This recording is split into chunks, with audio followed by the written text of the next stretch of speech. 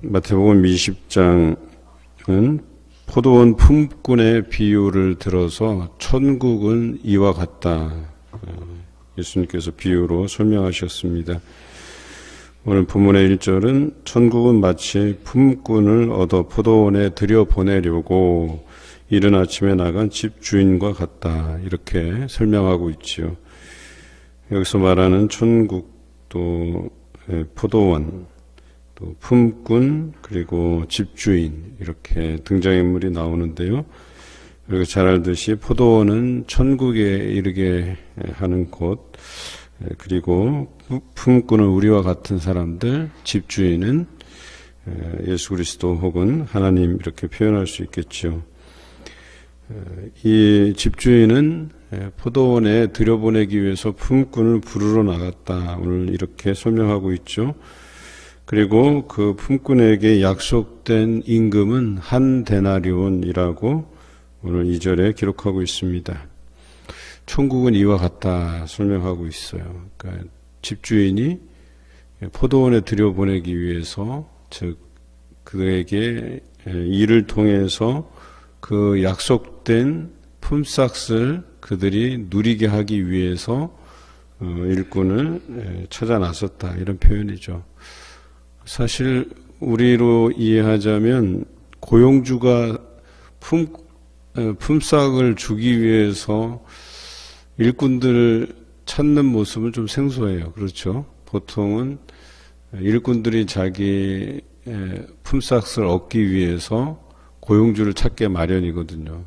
그래서 고용주가 다니면서 일꾼들을 모집한다기보다는 오히려 일하는 사람들이 자기 일할 것들을 찾아서 먼저 나서는 것이 보통이죠. 이게 세상의 이치예요. 또 요즘같이 코로나로 인해서 어려운 시기에 일자리를 찾는다는 게 쉽지만은 않아요. 여러 가지 조건들도 까다롭고 오히려 있는 일자리도 줄일 판인 그런 상황 아니겠습니까? 그런데 천국은 그와 다르게 집주인이 품꾼을 찾아다니는 이런 현상으로 설명하고 있어요. 그리고 약속된 품삯을 지불하기 위해서 다닌다. 오늘 여기서도 보면 물론 이 시간별로 다르게 이렇게 일꾼들 부르고 있는데요. 특히 제 11시에 나가보니, 11시라고 하는 것은 오후 5시인데 보통 우리가 뭐 오후 6시까지 일한다고 한다면 뭐 그래봐야 1시간 정도 일하는 정도일 건데 그 시간에도 일이 없어서 있는 사람들이 있었다는 거죠. 특히나 그들의 고백이 놀라워요. 7절에 보니까 우리를 품꾼으로 쓰는 이가 없음이니이다, 이렇게 표현하고 있거든요. 참 이런 부분들도 안타깝죠. 품꾼으로 쓰는 이가 없어서 그 하루 일과를 계속 놀면서 지내다가 그 하루 일과가 끝나기 1시간 전에 놀랍게도 이 집주인의 눈에 띄어서 부름을 받았다라고 하는 것이죠. 어찌 보면 제3시에 그 이른 9시부터 일해서 그 하루 일과들을 잘 수행한 품꾼과 1시간 전에 와서 1시간을 수행한 사람들이 그 품삯이 달라야 되는 것이 우리 세상적인 이치죠. 또 만약에 이렇게 시간을 달리해서 제3시, 제6시, 제9시, 제11시에 일꾼들이 왔는데 이들이 다 시간이 다르고 또 일한 양의 부분이 다른데 당연히 세상 이치로 따지면 임금도 달라야 하는 게 맞죠. 특히나 세상적으로 따지면 시급이라는 게 있잖아요. 그래서 하루 노동자들이 받는 여기 품삯은 1데나리온, 한 데나리온인데 만약에 정해진 시간 9시부터 오후 6시까지 일하면 이게 1데나리온이에요. 그렇다고 볼 때 다른 사람들이 늦게 온 사람들이 받을 임금은 1데나리온에 못 미친다라고 할 수 있겠죠. 그런데 중요한 것은 2절의 말씀이에요. 단서가 뭐냐? 한 데나리온씩 품꾼들과 약속했다, 이런 표현이에요. 이게 중요한 거예요. 그래서 제3시에 온 일꾼들에게도 한 데나리온, 또 6시, 제9시에 각각 부른 자들도 한 데나리온씩 약속을 했고, 심지어 제11시에 부른 일꾼도 1시간 일했지만 한 데나리온을 약속했다. 이 부분이 이 세상과 다른 천국의 비유라는 거죠. 그래서 천국에서는 우리가 이 생에서 얼마만큼 노력하고 얼마만큼의 시간을 들이고 또 얼마만큼의 내 어떤 재능을 발휘했느냐에 따라서 더 좋은 천국이 있고 좀 덜한 천국이 있고 이런 게 아니라는 거예요. 동일하게 천국에 들어가는 자가 된다라고 얘기하는 거예요. 그런데 또 오늘 마지막 말씀에 보면 우리가 앞에서 읽었던 나중된 자로서 먼저 되고 먼저 된 자로서 나중된다라는 말씀을 또 하셨어요. 그렇다고 한다면 이 먼저 된 자로서 나중된다라고 하는 이 표현이 뭘까? 오늘 이 본문에서 좀 찾아내야 될 필요가 있다라고 하는 것인데요. 그것은 먼저 온 자가 제3시에 온 자들이에요. 그런데 이 사람들이 생각하기에 늦게 온 자부터 임금을 주는데 한 데나리온을 주니까 자기네들 더 많은 수고가 있었다. 이 판단에서 더 많은 것을 받을 줄 알고 생각하고 있다가 한 데나리온을 받았을 때에 11절에 집주인을 원망하여 이르되, 여기에 보면 아마도 이 먼저 온 자가 제3시에 온 자가 나중되었다라고 평가한 것인데 그 이유가 바로 그 약속된 것을 받았음에도 불구하고 집주인을 원망했다는 이유 때문에 그런 평가를 얻었다라고 하는 것이죠. 오히려 11시에 11시에 제11시에 온 사람들은 오히려 그 받은 것에 대한 여기서 구체적으로 어떤 행동을 액션을 취했는지 모르지만 우리가 추측하기로는 아마도 감사하지 않았겠나. 왜냐하면 자신을 써줄 만한 그런 사람이 없었는데도 불구하고 노동의 시간이 끝나는 1시간 전에 자신을 이렇게 일꾼으로 불러주시고 또 1시간 일한 것에 대해서 한 데나리온씩을 이렇게 공평하게 준 것에 대한 사실에 대해서 감사하지 않았겠나. 그래서 이런 감사하는 자를 오히려 나중되었지만 먼저 된 자로서 평가되지 않았을까 하는 그 생각을 해보는 거죠. 그렇습니다. 천국이라고 하는 것이 이와 같아요. 우리는 우리에게 이 천국의 기회가 날마다 주어짐에도 불구하고 그것을 감사함으로 순종함으로 받지 않는 사람들이 있을 거라는 얘기예요. 오늘 물론 모든 사람들이 제3시에 오거나 6시, 9시, 제11시에 오더라도 이들의 공통점은 그 집주인의 요구에 대해서 순종함을 보였다는 거예요. 참 이런 면에서 굉장히 긍정적인 면이 있다는 거예요. 그런데 우리 안에 이런 천국에서의 삶을 약속하고 우리로 하여금 일정 부분 일하게 하시는 그것들에 대해서 외면하는 사람들이 있다는 거죠. 우리는 교회의 봉사직 또 헌신에 대해서 이런 이해가 필요해요. 똑같이 하나님께서 천국을 약속하시고 우리에게 일정 부분 그 천국을 위해서 일하시도록 봉사하도록 헌신하도록 기회를 주신다는 거예요. 그런데 이것을 감사함으로 받지 않은 사람들이 있다는 거예요. 왜 그런 줄 아세요? 교회 일도 세상 일과 똑같이 여기기 때문에 그래요. 우리는 이런 인식에 대한 전환이 필요해요. 교회와 세상의 일은 달라요. 약속해 주시는 것 자체가 다르다는 거예요. 분명히 세상에서는 거기에 맞는 시간에 맞춰서 그 사람의 노력에 따라서 보수를 주는 게 일반적이에요. 교회 와서 열심히 한다고 해서 보수를 주는 게 아니잖아요. 또 어떤 부분에서는 어떤 특정하게 또 사례가 이렇게 주어지는 경우도 있어요. 또 목회자들에게 또 사례가 주어지고 그러죠. 그런데 엄밀히 얘기하면 여러분들에게 주어진 이 봉사의 기회, 헌신의 기회는 천국의 초청과도 같다라고 하는 거예요. 그것이 얼마나 귀한지에 대해서 우리가 한번 생각해 볼 필요가 있다는 거죠. 그런데 이 부분에 대해서 세상 것과 구별하지 않기 때문에 그 주어지는 봉사에 대해서 거리끼는 것이 되고 오히려 거룩한 부담감을 가지고 감당하기보다는 내게 귀찮은 것이 되고 또 이것이 신앙적인 삶에서 꼭 필요한 것임에도 불구하고 나의 세상적인 일에 방해가 되는 것으로만 생각하기 쉽다는 거죠. 과연 어떤 것이 귀한 것인가에 대한 판단이 부족한 거예요. 앞서서 우리 천국 비유에 대해서 여러 가지를 배웠잖아요. 그래서 보석을 발견했단 말이에요. 그런데 취하지 않는 게 이상할 정도죠. 왜냐하면 전 재산을 팔아서라도 그 밭을 소유하려고 하고 또 값진 진주를 구하는 장사가 값진 진주를 보았을 때 그것을 얻으려고 자신의 세상적인 모든 것들을 팔아버리는 일들이 당연히 일어나야 되는데 그렇지 않다는 거예요. 교회 일들을 하찮게 여기고 또 하나님을 위해서 일하는 사역에 대해서 굉장히 우리 세상에서 일하는 것들에 대한 가치와 비교해서 그 가치보다 덜한 것으로 아예 그래도 이걸 조금 가치 있게 여기는 것 정도면 그래도 이해해 줄 만한데 아예 가치 없는 것으로 치부해 버린다는 거죠. 이 부분에 대한 우리의 신앙적 판단이 잘못되어 있다라고 하는 거예요.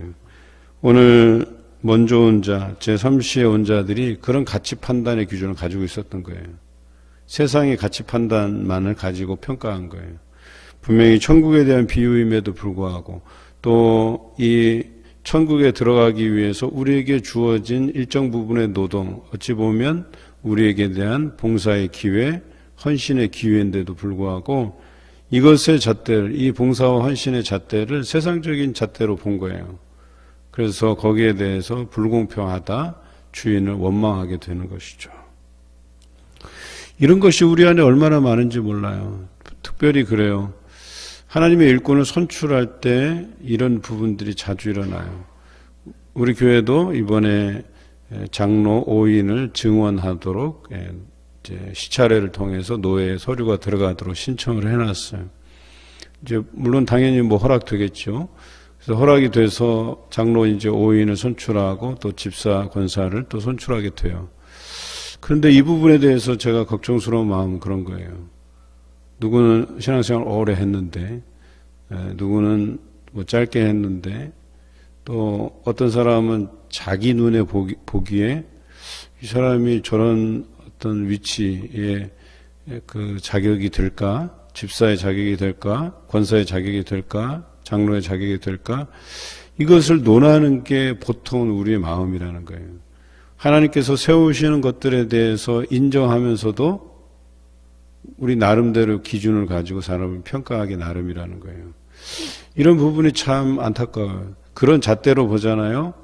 그러면 새 가족이 왔다고 쳐봅시다. 우리는 정말 이 구원을 이루기 위해서 내가 어릴 때부터 모태에서부터 지금까지 수십 년을 그렇게 하나님 앞에 봉사하고 헌신하고 일해왔는데 저 새 가족은 저렇게 늦게 이제 와서 나랑 같이 천국에 간다?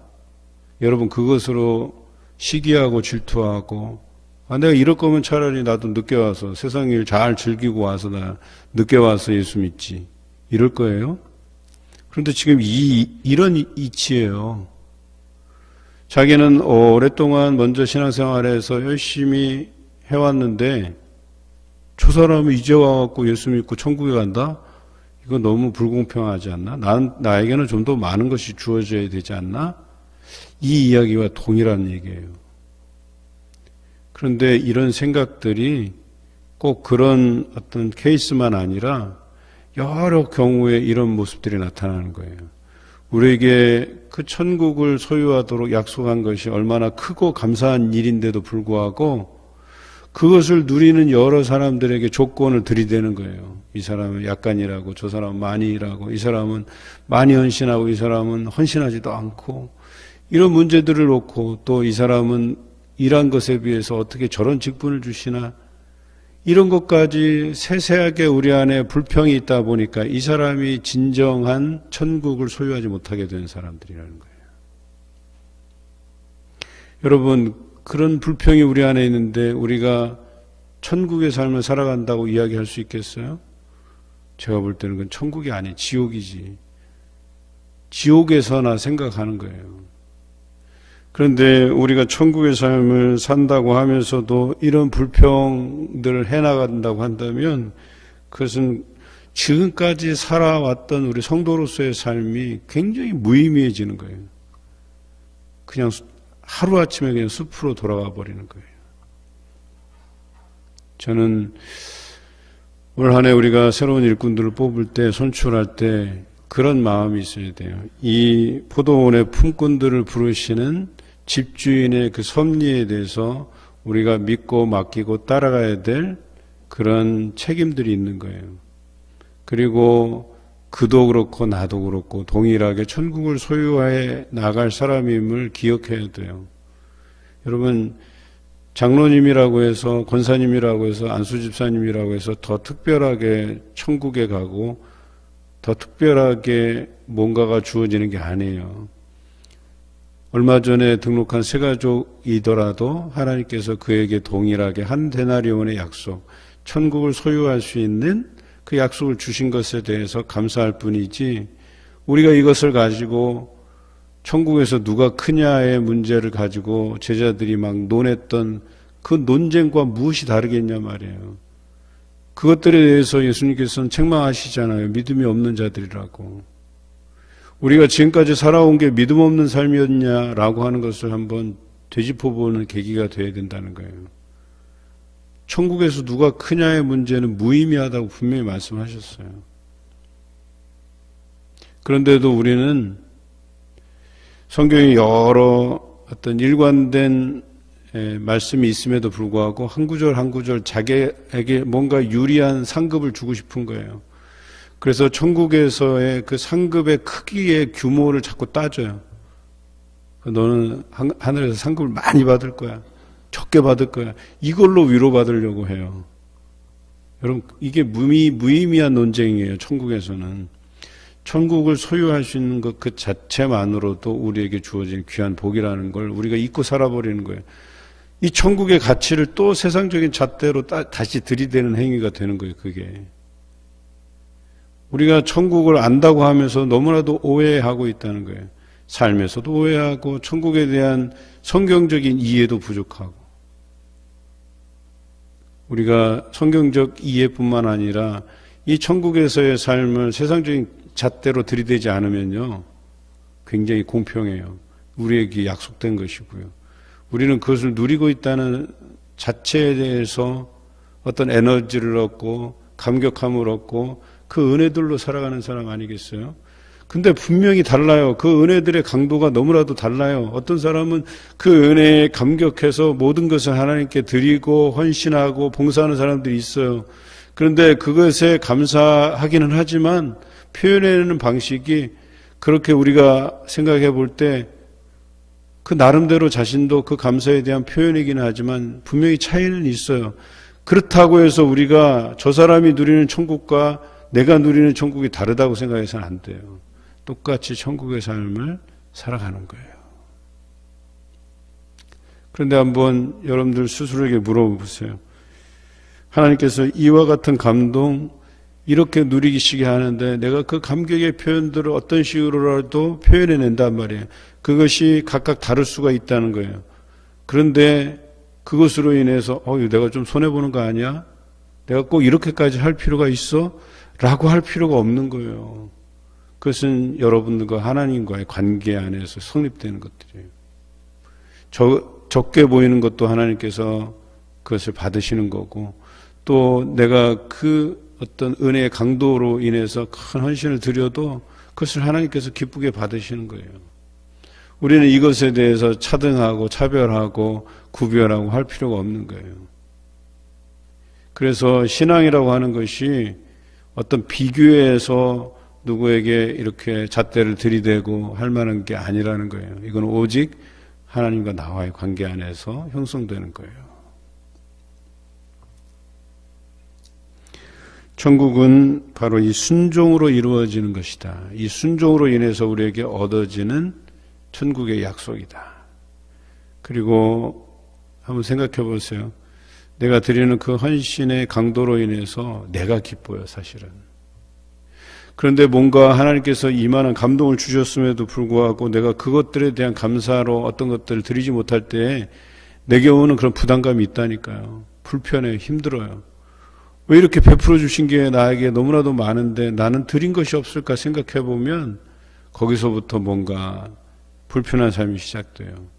그런데 그 부분에 대해서 내가 하나님 앞에 표현하고 나타내고 봉사함으로 드리고 헌신함으로 드리잖아요. 그것이 우리 삶을 얼마나 뿌듯하게 만드는지 몰라요. 얼마나 감사하게 만드는지 몰라요.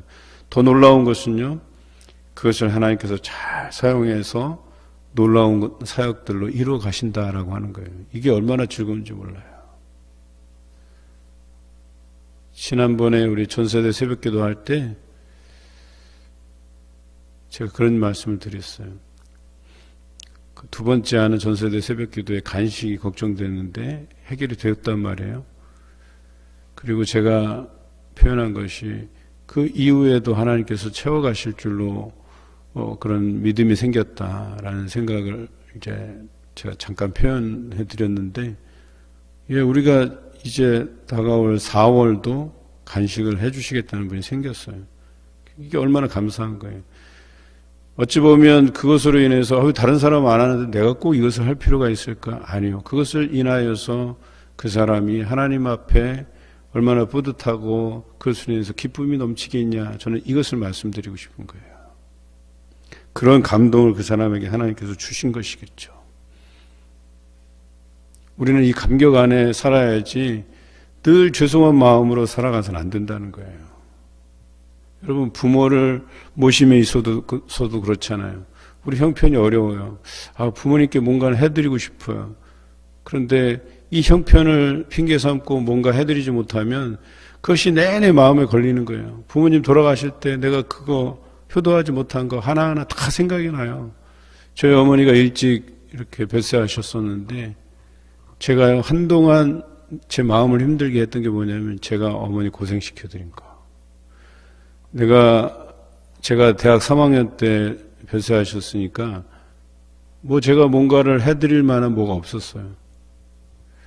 그래서 얼마나 그 기간들이 괴로웠는지 몰라요. 내가 해드리지 못한 것에 대해서. 내가 아무리 학생이라 해도 이렇게 가지는 돈이 부족하다 하더라도 시간적인 틈이 없다 할지라도 내가 어머니에 대한 그 예우를 충분히 해드렸으면, 그리고 사랑한다 표현했으면, 그리고 날마다 어머니와 함께하는 시간들이 소중하다라고 하는 그 시간들을 같이 즐겁게 보내드렸으면 어떠할까. 이런 것들이 다 마음에 남는 것들이거든요. 하나님과의 우리와의 관계 안에서도 그래요. 내가 하나님께서 요구하시는 그 헌신들, 그 은혜들에 대한 감격들을 드리시기를 원했는데 우리가 그것들을 드려내지 못한다 했을 때 그 후회함이 우리 인생에서 우리를 짓누르게 된다는 거예요. 그래서 표현하는 게 중요한 거예요. 주시는 감격에 대해서 내가 그 감격을 인해서 나가서 복음을 전하고 헌신하고 말씀을 써가고 묵상하고 이런 삶이 되어야지 우리의 삶이 날마다 뿌듯하고 감사하고 그런 것으로 인해서 우리의 세상적인 잣대를 들이대서 누군가를 이렇게 미워하고 또 집주인 되신 하나님을 원망하고 이러지 않는단 말이에요. 왜? 감사의 조건들이 넘쳐나고 그것을 표현하고 그것으로 내게 주시는 그 기쁨으로 온전히 살아간다면 다른 것이 눈에 들어올 리가 없다는 거예요. 오늘 우리는 이 천국에서 필요한 것은 순종함과 그 순종함으로 누리게 될 천국에 대한 약속, 그리고 그것에 대해서 충분히 감사하는 우리의 모습이 되어야지만 이것이 천국의 삶이라는 거예요. 다른 것을 돌아볼 필요가 없다는 거예요.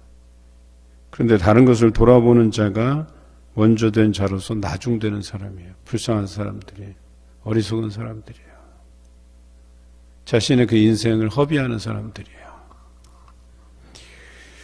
앞으로는 우리 봉산교회가 적어도 이런 사소한 문제들로 인해서 집주인을 원망하거나 서로에게 불평을 드러놓거나 이러지 않았으면 좋겠어요. 천국의 삶을 살아가세요. 하나님께서 여러분들에게 주시는 은혜와 감동으로 그것에 대해서 하나님께 표현하고 또 우리에게 주어진 귀한 사명들을 기쁨으로 잘 감당함으로 인해서 그 집주인을 기쁘시게 해드리고 내게 주어진 천국의 약속들을 누려가시는 여러분 되시기를 주님의 이름으로 기원합니다.